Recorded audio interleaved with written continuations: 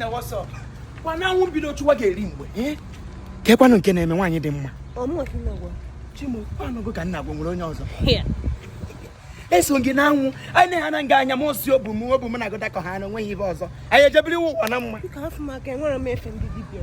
Ori echiko. Na afa akwụkwọ ha mu dibia ibe ibe nji confuse ndị mmadụ. Hapụ okwu. Ikwete ha na m na eme anyị ihe adọrọ na go na mma. Asụrụla tọwa ute kwa onye ekwo nwanyi. Just kwete kene m. Obi ka afu maka biko. Ichi so mbabem. Ewo bego wiba. Ọ da banana. Nwanne ya nwa. Nwanne m na pepe igwe.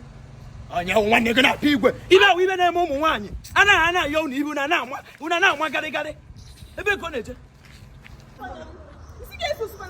Anyị na-pepe igwe na baa yo. Ahụ ụgbọ gị mmiri ọkụ. Wetu onu ị na-awụ onye mmiri ọkụ. Onye ka ị na-awụ mmiri ọkụ. Onye ka ị na-awụ mmiri ọkụ. Ọsọ.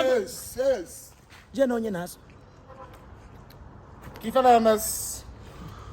Ewo my brother. So go on to one them wine and they stop there. Kifanas. Brother Udo, good afternoon sir. Good afternoon. Ndị a na ndị akwa na ụmụazị akwa. I do the ONYE Obodo. Kifanas. So go to disturb no my sister. My brother Udo dị sir. Anton ka atobago ụjọ. Mụdụ m n'ebe a wụpụ ụnụ. Mụ na your dad isokwe na ụmụ. Yes, I'm again now. I go to picture first. Hey my brother. Wow, you makwa mma nwoke. I swear I'm telling you. Ka njide nke.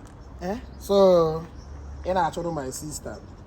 Boy, my brother he take kwasikwa ihe nke a serious. Hey, disturb. I want to know kwa njọs na mo for your like ya.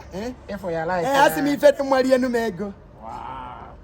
Akwụkwọ gị na ọ like gị. Ya ka nka na-atụ ma ya adaba. Ngwa, ọga, na ya awa. Ka mfọ asụ na iso.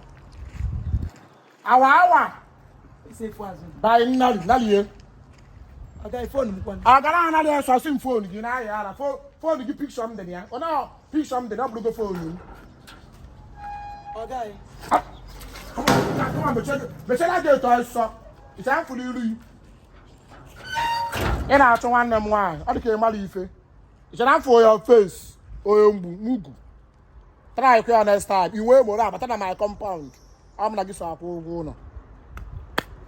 Onye eri gị ọsọ. Bịa esi ndị wara anyị.